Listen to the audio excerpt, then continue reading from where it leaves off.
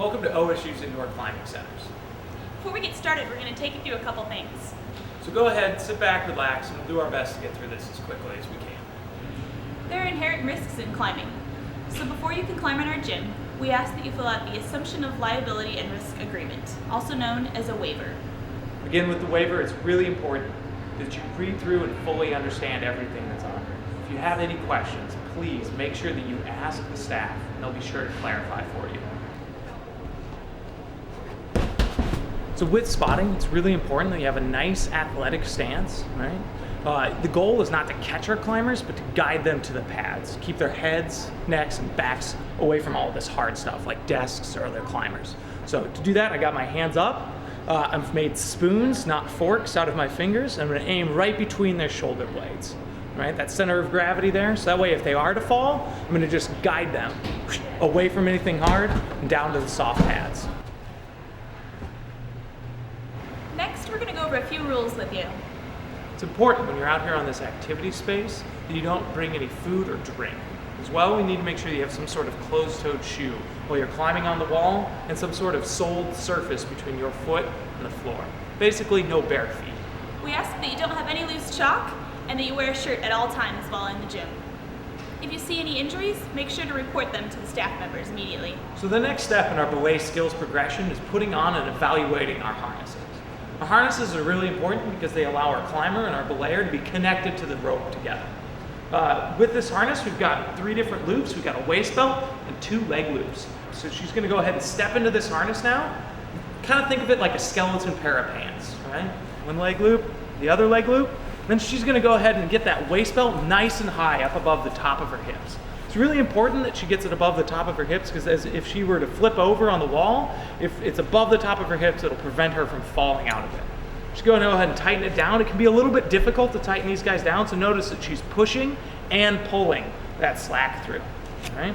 Once you've got that waist belt nice and snug up above the top of your hips, you can go ahead and work on the leg loops. The leg loops just need to be comfortably snug. They don't need to be super tight.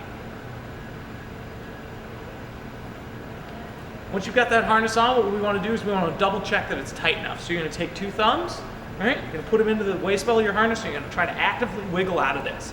As long as this guy isn't coming off the top of your hips, you're all right.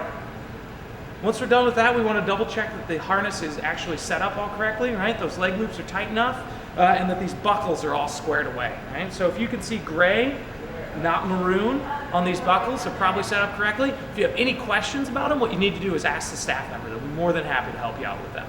Now that we've learned how to put on the harnesses, the next step is to learn how to tie the figure 8 follow through. Figure 8 follow through is a knot that's going to allow me as the climber to be safely connected into this system.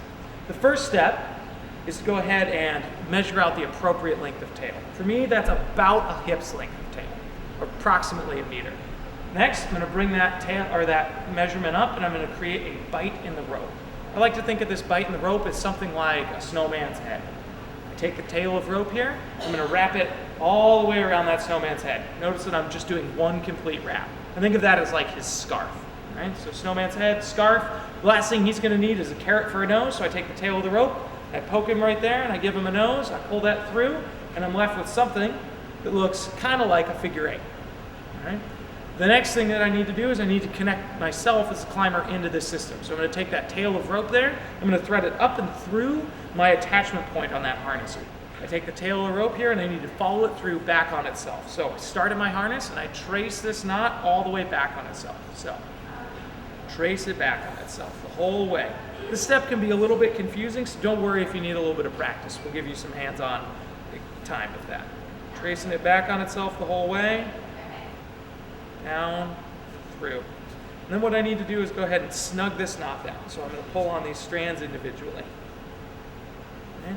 Now that I'm finished, what I'm left with is 5 pairs of rope. So 2, 4, 6, 8, 10. And then it's really important that I have at least 1 handful of this tail here. And I'd like to not have more than 2. That's how you tie a figure 8 follow through. We'll go ahead and give you guys a chance to practice that.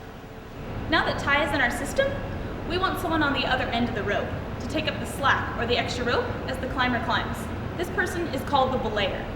In our gym, we ask that you use an aperture-style belay device, such as a Black Diamond ATC or a Petzl Verso.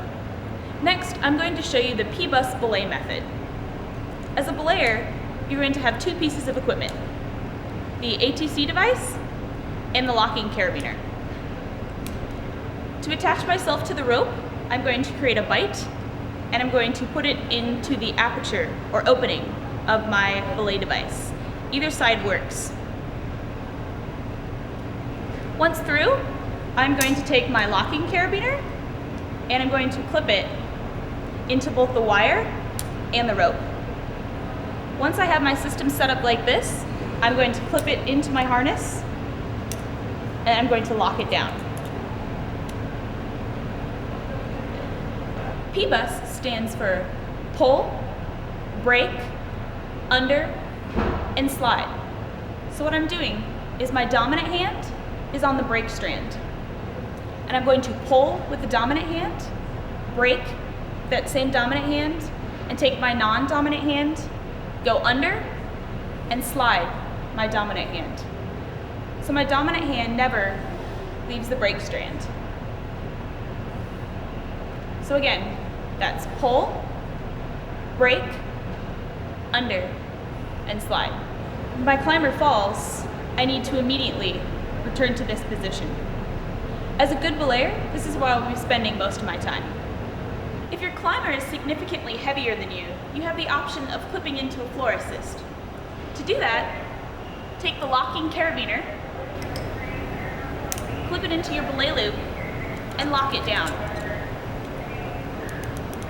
This will prevent me from leaving the ground if my climber were to fall. It's important before I leave the ground as a climber that we double check all the systems involved. So it's my responsibility as the climber to double check my belayer setup. So I want to make sure that the rope is threaded correctly, has been captured by that locking carabiner. I'm also going to make sure that carabiner is locked down, the floor assist is locked, and that our harness is on nice and snug. As well, I'm going to double check those buckles, 1, 2, 3, to make sure that they're set up properly and double back. As a belayer, I want to double check my climber. I want to make sure that the knot is tied correctly and that the harness is on securely and that all the buckles are double backed. The last step before I start climbing is communicating with my belayer. So I'm going to ask her a question. On belay? Belay on. Climbing? Climb on.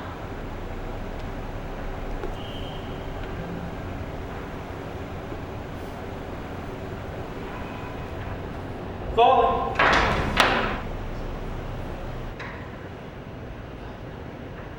Take. Gotcha. Pretty lower. Lowering. When lowering my climber, I want to make sure my hands are in the brake position and to shuffle the rope slowly.